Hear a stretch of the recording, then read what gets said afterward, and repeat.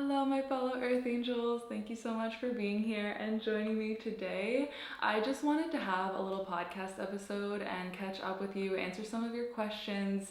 Maybe you watch this while you're cleaning the house or scrolling through Pinterest or eating a little snack, but I'm just so grateful to pour my heart out on the internet. So thank you for tuning in. I'm gonna have different categories in the timeline below so you can just skim through what you're interested in. I can't believe how many people are going through breakups right now, but it feels kind of like a powerful season and omen that we're in a moment of transformation and reclamation and finding ourselves and being even more sovereign. So I'm kind of excited about it, but wanted to answer some of your questions. Going through a long-term breakup, how do you not get stuck in what could have been? I am struggling with this also because it's such a fresh thing. You really create this vision of your life with someone and then it's completely gone. What I've just been reminding myself is it literally didn't happen. Like, it didn't work out that way, and we were both operating from a certain level of consciousness, and it just didn't reach that point because of where we were at. And it's no one's fault specifically, but like, it wasn't happening. So I just have to surrender to that and be completely hands off. And I feel some relief when I say this, truly, because even though it's sad and my mind wants to really torture myself, I just returned to the truth of it all, which is like, it wasn't there yet. And if it's meant to happen, then maybe we could change and make things work. Always down for that. But I'm kind of curious about what the universe has in store. And if not this, then maybe it's something better. And obviously it's something that is going to be more aligned with who I am and what my capacity is right now. So that's just been my prayer, is like, well, let me see what you have in store for me. I'm real curious about that, and returning back to excitement about what the future could hold. How did you know that things were really over with your recent breakup? How are you? I'm still crying every single day because this was the best relationship I've ever had. Honestly, every single time I get into a relationship, it's 20 times better than the one previous. So I'm just, once again, like, if I am to get in another relationship, I can't imagine how incredible that will be, but I'm not there yet at all. I am still just processing, crying, letting go, and I knew things were over though when I did start to feel like certain things we've been working on for so long were not improving, and I lost patience to meet those growing edges. Like, the vision that I had of my life didn't fully line up with how this person and I were interacting, and our belief systems were actually slightly different, especially about love. And that was really eye-opening to me. It was really devastating to be like, oh shit, like, these certain really important things aren't the same for us. And it's something that, looking back, you could see evidence of it our whole relationship, but we just really enjoy each other and coexist so well and really treat each other well, but these little things kept happening and boiling up. Relationships are so nuanced, and there's not always a villain and a victor. There's not always like a clear reason why it didn't work out and it's someone's fault. It's literally sometimes just timing, and that's the saddest thing of all.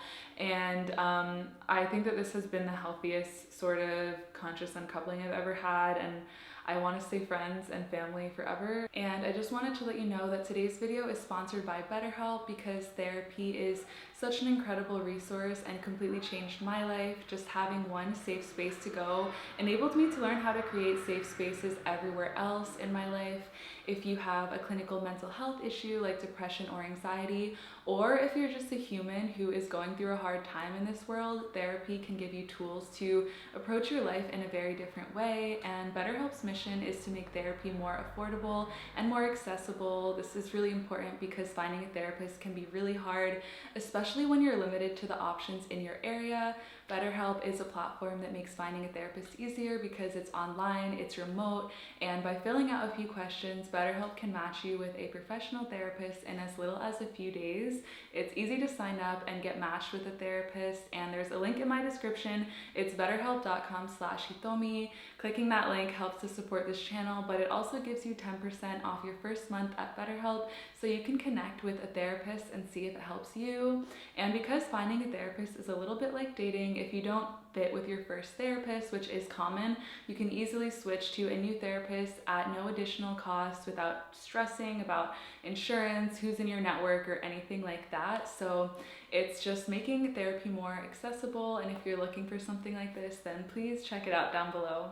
And the next question, have you ever experienced any type of attachments? How do you know if a relationship is worth it? And I personally feel like if the love just keeps happening every single day, that's a sign that the relationship is going well. Like if you just wake up and you can't help but love them every single day, and also you feel that them being in your life has improved your quality of life in different ways, emotional, spiritual, physical, that's a really good sign, because you can love someone who's completely awful for you. So we gotta have the grounded perspective in there too. Like, do they make you feel like a better person? Do they make you feel more peace and joy in your life? Those are really great signs the relationship is going well. I also like, you know, the phase of my relationship where I was in, we were excited about making yummy new meals together all the time, working out together, we did a whole yoga teacher training together, just really doing things that helped us both grow side by side, investing in different practices that make you feel more calm, regulated, and grown spiritually and emotionally. Also having really good sexual chemistry. If you're both freaks who go to therapy and do yoga, that sounds amazing to me. And I have definitely experienced attachments in my life, but I think that a certain level of attachment is healthy as long as, you know, it helps you to expand deeper into yourself, into your capacity to love, then that's a really beautiful thing. If it's becoming codependent, then you need to maybe reel it in a little bit and outsource other forms of stable love in your life. Also, this translates into the next question, how to spark a connection with someone while not being attached to outcomes. So just getting really excited about this little flirt that you're having, the way it makes you feel, the desire, the lust, the longing, those are all so fun, and just know that you can experience that without it needing to go anywhere. Like, isn't it kind of fun to be in that mystery and to feel so alive because of a single message someone sends you? Like, I think that if anything, it doesn't even matter who the other person is or what happens. You just get to feel this giddy, childlike energy again and continue pouring all of that and a lot of your time and energy into things that make you feel good. Your community, your family, the activities that you love, your work, if it's something that you enjoy, just genuinely keeping your life so full that other people coming in is truly just an extension and not the main thing. I like the quote that no matter what comes or goes, God stays. I think that's Mariam Hassana who said that, and I just really resonate. Like, I just want everyone who comes into my life to be an extension of this beautiful foundation I built and not the only thing, the only light in my life. It's almost like diversifying your assets, if you will. You want to kind of spread those little energy coins around, spread that little faith and that love around, so that if one thing fails, you have so many other sources of fuel. How to deal with differences in libido in a partnership, especially if you're the one with low libido. So I think that communication is going to completely, once again, relieve any sort of shame or smallness you feel about this. Just let them know, I am not feeling really sexually driven right now. It may be for these reasons. How is that feeling for you? Is there any way that I can still make you feel desired and loved and pleasured even when I really need to honor my body and most of the time I'm not in the mood?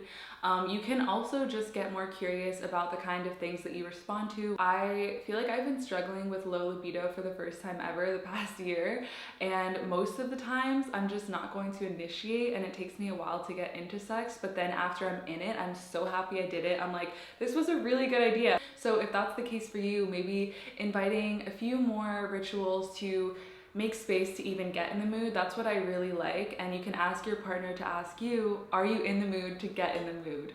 What can we do to create space and make you excited again about pleasure? And then I also started to invite different erotic novels, erotic audio stories, guided meditation, masturbation sessions, and it just made me feel more open to the world of pleasure that I know in my body, and that really helped me. So just communication is going to help bring intimacy into this moment, and I do think it's totally fine to be celibate in a relationship even if the other person isn't there. It's your journey with your body and your pleasure, and there is space for you to go through different cycles and seasons. Dating women and femmes for the first time, how to flirt, connect, and casually date in an honorable way. So first of all, casual dating is really fun, sexy, free. Just be honest about where you're at. I think that it's as simple as that. I'm not looking for anything serious. I'm seeing 2 other people right now. I would still love to explore this as a fun, safe, juicy container. How does that feel for you? Just complete honesty. I think in a lot of hetero relationships, there's this idea that like one person can change the other person's mind about where they're at. I don't see that as much in the queer community at all, but even if that did start to happen, or you find someone's really digging you, falling in love with you, you can make it really clear once again. I feel like we've been connecting so intimately. I really love spending time together, but I just want to honor your heart and let you know that I am still seeing these other people and my motivations haven't changed. I'm not in a season of my life to be in a committed romantic relationship. So just, you know, using your spoken word when needed. Don't be so concerned immediately with finding someone to date and flirt with and hook up with. Just genuinely be curious about making friends, because that's how the best relationships start anyway, just having a really good rapport with someone. And something that I used to do was hook up with whoever happened to be queer in the spaces I was in, like in the friend groups or wherever. I would just be like, oh, that girl is gay, and even if we didn't have any chemistry or had different belief systems, we would be hooking up just because we both happen to be queer. And I'm at a point in my life where my standards don't have to be that way. How often should I practice spirituality, and am I invalid if I don't practice often? So I think a big misconception is that your spiritual practice is what makes you spiritual. It's kind of like going to church is what makes you a Christian. It's not about that. It's how you embody the belief systems, how you move through all areas of your life. And these practices are truly just meant to help us return back to this experience of oneness and move with compassion and love and grace. But you can get curious and ask yourself, do I want a regular practice? What am I seeking through this practice? What am I needing more of in my life right now? And also, what feels the most accessible to show up for every single day? I think that's the biggest thing. And initially, it's nice to make your practice something that's warm, accessible, soft place to land, heal if that's what you're looking for. But at this point in my journey, I try to sort of challenge myself spiritually, sit for longer meditations, or work towards certain asanas that are a little bit harder, because that helps me to evolve as well at this point on my path. And what was making me avoid my practice was how easy it was and how boring it was. But it really just depends where you're at and what you're looking for, what you're seeking with that daily connection. But to attach to it is doing yourself a disservice, and returning back to love, acceptance, and permission is going to enable you to enter that space so much quicker. It's not just another thing that is going to make you a good or bad person if you don't do it. I can't afford a rock bottom. How do I move past all the pain and rumination? I completely understand this question, because when you have to work, when you're in school, when you have deadlines and bills, you literally don't have time for depression naps. You don't have time to have anxiety in the grocery store. Like, you have places to be, and it feels like the biggest inconvenience. What helped me was to anchor little tiny moments of peace throughout my day, and little places where I could be safe to cry, to feel, to release, and also implementing light anywhere that I could. So I have to eat 3 times a day. I would try to make choices that would make me feel a little bit better, that would help my gut feel less bloated. Having, I don't know, a 10-minute morning and nighttime routine when I could,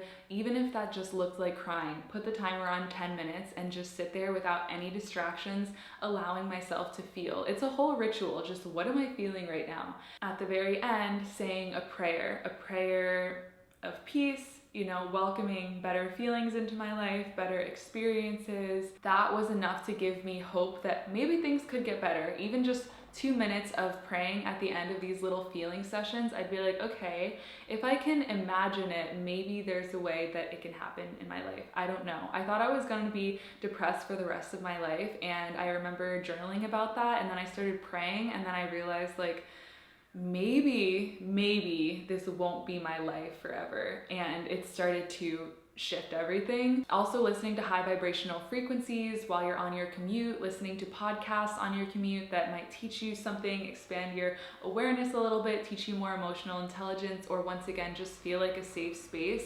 So basically, just in any tiny little crevice that you possibly can, doing some sort of self-love, self-care, I know therapy is really expensive, but if you just want to record voice memos of you talking, you could just be walking down the street with your headphones on, talking to yourself but recording the voice memo, and taking the depression naps when you need, and knowing that you don't have to fucking do everything all the time. How to pray, because I don't know how to pray spiritually. I don't follow any specific religion. I see prayer as me talking to the universe. You can see it as you talking to the trees or the elements, and it doesn't have to be any deeper than that if you don't want it to be. It can be you talking to your deepest self, your inner child, your higher self, whatever it is. One of my favorite things to do first is speak gratitude to everything that I've been given in life, every big and little thing. And then I will begin to cast prayers out of safety and protection to the people that I love. After I've done this, ask for any guidance that I might need in my life. This can be energetic. I'm feeling more underwater these days than normal. I'm seeking more courage to believe in the good things in life again. Please remind me that I am resourced and well, and that I know what joy feels like in my body. If there's anything that will help to bring this into my life, I am open to receiving. I am breathing deeply into the potential of a lighter day, into laughter and play and excitement for life again, and I am ready to take any necessary steps to create my life in this vision. Something that I learned through spending more time with Indigenous community is that it's a little bit rude to go to God and just ask for things without first acknowledging God, spirit, the elements of nature, without saying thank you, without kind of giving them a little update. This is how things are going. You just go to them every single time and ask. And also, gratitude is such a high vibrational frequency. When you're saying thank you, it's a feeling of completeness, wholeness, like stability and groundedness. Even if everything isn't perfect, when you're grateful, it's that really warm feeling of fullness, and that will help to amplify your prayers as well. It's overwhelming to start having dreams and goals again after being suicidal. Have you ever struggled with this? Yes, and it was almost easier to be depressed and not have to try new things, not have to make myself vulnerable and go out there in the world pursuing my dreams. I started with really small goals. Being honest with myself was one of those initially, and then it was like getting a retail job that I could be held accountable for every single day, and then it was actually trying to engage with strangers and have a conversation every day. Be realistic with yourself and where you're at, while knowing that when you overcome these small little goals, you're gonna feel so good, and it's gonna build so much resilience, knowing where the fine line is of like the good kind of scary where you're growing and the kind of scary where you're completely overwhelming yourself. Key to consistency and spiritual practice. I find it hard to commit when I'm feeling anxious or depressed. Find something that you are actually excited to do when you feel underwater or heavy, or that doesn't feel like the biggest choice, like walking to the gym and taking the train to go there, working out might be a lot for you. And knowing that there's different medicine for different moods, if you will. Like when I'm anxious, I don't need to be doing intense movement. The laying down, stretching and breathing is really good. And then when I'm depressed, going for a little jog or singing or like dancing around to a song I really like, that's really good medicine to get me moving a bit more. So start out like in your house, in your room, wherever you find yourself. Just get up and put a good song on and literally start flailing your body around. It reminds you that you have free will, and then it really reminds you that it doesn't have to look a certain way. You can trick yourself into thinking that you're a normal, happy person when you do stuff like that. So highly recommend. Now for some more lifestyle, personal questions. Getting that tattoo removed. How has your relationship with your body changed since? So I got this really big red dragon tattoo on my body. I haven't gotten it removed yet. It will probably take about 12 sessions on the longer side to remove, because it is red ink, but I've already noticed it fading just from being in the sun, and I looked it up, and that's actually a thing with red tattoos. So I'm actually just gonna keep it for another summer. It has grown on me enough to not have a sense of urgency to remove it. And if anything, it makes me feel even less attached to this physical body. I'm just like, it literally doesn't matter. And it's just a piece of art, and all of this will be decrepit in 100 years. Would you choose passion or practicality? Right now, I'm going with passion, because I have spent so much of my life making decisions out of stability, safety, and needing to be okay, and I'm finally okay. I finally feel consistently stable in my life, which means that I don't need to make every decision out of survival at this point in my life, and it is such a thrilling feeling. I'm so excited to see what I create of my life from this point. But I think that after a year of this, I will return to my practicality. But for now, I'm just living, and I'm so excited. I feel like I'm just walking with my younger child and older self every single day because of it. How can someone know where to end up in life? I feel so lost seeing so many different pathways, and I would just say, what feels the warmest to you? What feels the most exciting? And try that on. I also have so many different passions. Before I left Hawaii, was taking ceramics classes, jujitsu, dance classes, and was on my way to do another yoga training. That's not even half of what I'm really excited to keep learning. But I definitely would say try a few things on. Don't do more than 3 different activities a month. Try to hone in on maybe 2 and see how it feels. Try not to take in too much media, because that is a big fuel for feeling like everything could be amazing, but I'm also petrified and terrified to make a single step because there's so many things of interest. At least that's how I feel. It's like, shut off that valve and stop taking in inspiration at a certain point and just activate what's already there for you. Are you still considering going back to school for psychology and to be a therapist? I am still really interested in getting some sort of degree, but I'm going to wait till I'm stable and not traveling full time to do that. I think that makes the most sense for me. I'm looking at my options, and I would love to actually become a social worker, not a therapist.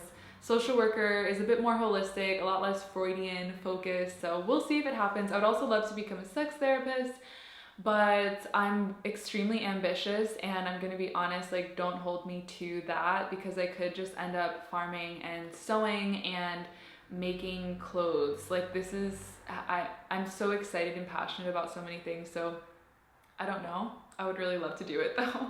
And the last question, how do you balance being on your phone and being present / in nature? Integrate my inspirations quickly. And also, when I schedule activities with myself, like going out into nature, hanging out with friends, forcing myself to cook and eat a meal without any sort of distraction, those are anchors in my life that completely keep me away from my phone, and it's normalized not having my phone attached to me at every second. So that's what really works for me. Definitely schedule regular dates with yourself out in nature, because then you'll just really have something to look forward to and know that that's your phone free time as well. That's all for this video. I'm just grateful that you receive anything from me, and I'm giving you a big hug. Thank you so much for being just as you are, and I hope to see you in a video soon. Bye!